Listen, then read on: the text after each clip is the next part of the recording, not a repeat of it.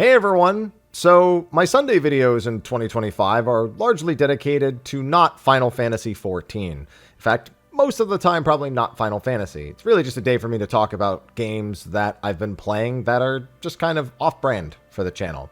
My previous 2 weeks I talked about Fantasian Neo Dimension, which will come into play this video, and Ys 10, my first ever Ys game through to completion, at least, not just one sponsored video where I played Ys 6 for like an hour. And I was supposed to have a Tales of Grace's F video done for today, and it isn't. So I figured I would release something else, something that would be exciting to talk about, that it's kind of Final Fantasy related. It is and it isn't, but it's got a lot of people buzzing, because it's pretty exciting news for those of us Final Fantasy boomers in particular. So Hironobu Sakaguchi, the father of Final Fantasy and the director of Fantasian Neo Dimension, told you it'd come back, did an interview with The Verge in the last few days, and I love that every picture of Sakaguchi, almost every picture I see of him is him doing this, just rocking out. The dude's living the life. Like he was playing Final Fantasy XIV for like 16 hours a day. He got to make one final swan song game, or so he thought, and just get to live his life. Like he just looks like a happy, healthy man, and just rocking out. I love it. But this interview talks mostly about Fantasian. The father of Final Fantasy talks about the director's cut of Fantasian and what he wants to make for his potential last game. Yeah, he's been talking about potentially making another game after Fantasian Neo Dimension, which was really supposed to be his goodbye to the franchise. It's kind of surprising because it's been quite a few years since he's worked on it. I know Neo Dimension just came out, but the original one came out on the Apple Arcade a couple of years ago. He was working on it for years before that.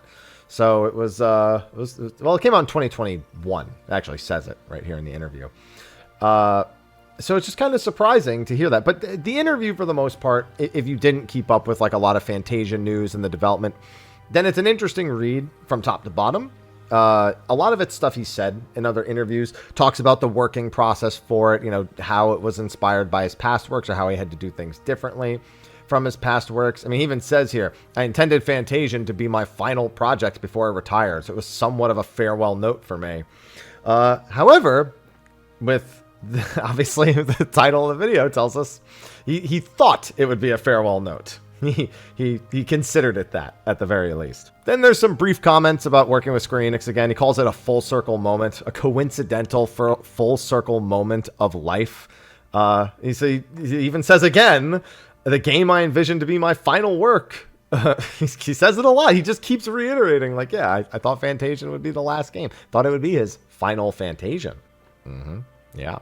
But he says it was very significant and comforting, which is good. I mean, I don't think anyone fully knows how the separation from Square Enix was all those years ago. I think most of us can only speculate or maybe dig back to some old interviews and find some comments here or there. But then he talks about adding the voice acting to Fantasian, which I thought was great. The voice acting was really good across the board, and it definitely elevated my experience that I had from the Apple Arcade going into the Neo Dimension definitive version. Talks a little bit about cutting-edge technology. There's a brief mention of AI in here. A lot of people see AI as like a corner-cutting thing, but I'm sure there are devs using it for little things that are nigh undetectable all over the place. So I'm curious, because he says he's anticipating the future of games that will likely incorporate AI in innovative ways. It's possible. They just got to weed through a lot of the nonsense that's come from it, especially. But at some point, I'm sure that like active devs will probably say there's more of it than you think. It's just not always very recognizable. But what do I know? I'm not a dev. I'm not going to pretend like I know what they're doing and exactly how it works. And then we come to the final comment here, where he said, he asked, now that you've wrapped up Fantasian, what does joy look like for you? Do you think you want to stick to familiar styles and genres like this or explore new things? And this is the quote that has everyone talking. I was thinking of making Fantasian Neo Dimension my final work, but the fantastic team that was assembled to complete this project was so enjoyable to work with that I found it hard to part ways. Humans are greedy creatures, aren't we? You have no idea. For that reason, I'm currently working on a new project with the same team that worked on Fantasian Neo Dimension. It's interesting, specifically Neo Dimension, because I guess Square published it, but I wonder what they helped with, because we know that Square, in this own interview, he even says that Square was the ones largely responsible for helping with the voice acting. A lot of, especially JP voice actors, came right from the Final Fantasy XIV lineup. So I'm wondering if this is collaborative with Square Enix, because like their teams had to have worked together, which is a curious thing. It would be really cool to get him like an officially developed under Square, but also Sakaguchi game. Because Fantasian wasn't developed by Square. It was developed by his own team, Mistwalker, and it was published by Square when Neo Dimension came out. So, I don't know. I'm curious to see if there's any overlap between that. It's generally going to follow a similar style to my previous works, and it'll be something that can be a successor to Final Fantasy VI in a good way. Our goal is to create something old but new at the same time. It'll be part 2 of my farewell note. Now, Final Fantasy VI is my favorite Final Fantasy title in the lineup, so you can imagine that I'm fairly excited at the prospect of a successor, even in a spiritual note.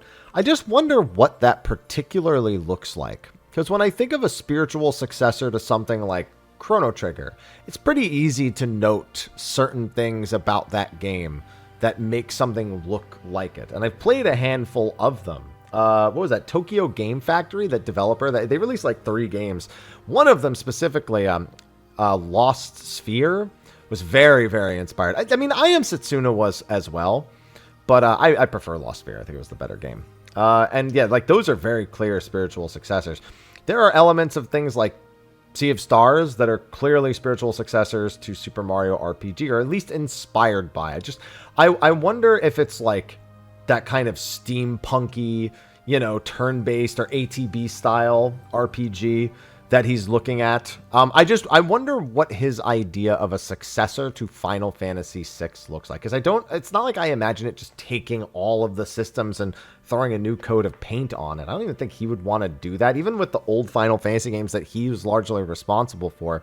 They tried to just not repeat the exact same thing. If they took inspiration from a previous title, they did something different with it in each subsequent title. So what does a successor to Final Fantasy VI specifically really look like? And I don't know. That's something that I definitely want to hear about, but I'm excited to hear that Sakaguchi feels so re-inspired by everything. And again, it seems like his experience with Square has, he said it was really good and it was a full circle moment. So I'm expecting that maybe this will be another collaborative effort. And I'd like to see, we'll obviously be waiting a few years because Neo Dimension just came out. And I assume the team was put together probably within the year before that to port over the original. So I doubt they've made it like crazy far on another title after Neo Dimension so far. So it's going to be a wait. But it's exciting. You know, as an old school Final Fantasy fan, I'm always down for more stuff like this. And I think Fantasian showed that, you know, the man still got it in him. And if he still got it in him and he still wants to make new games, I ain't going to say no.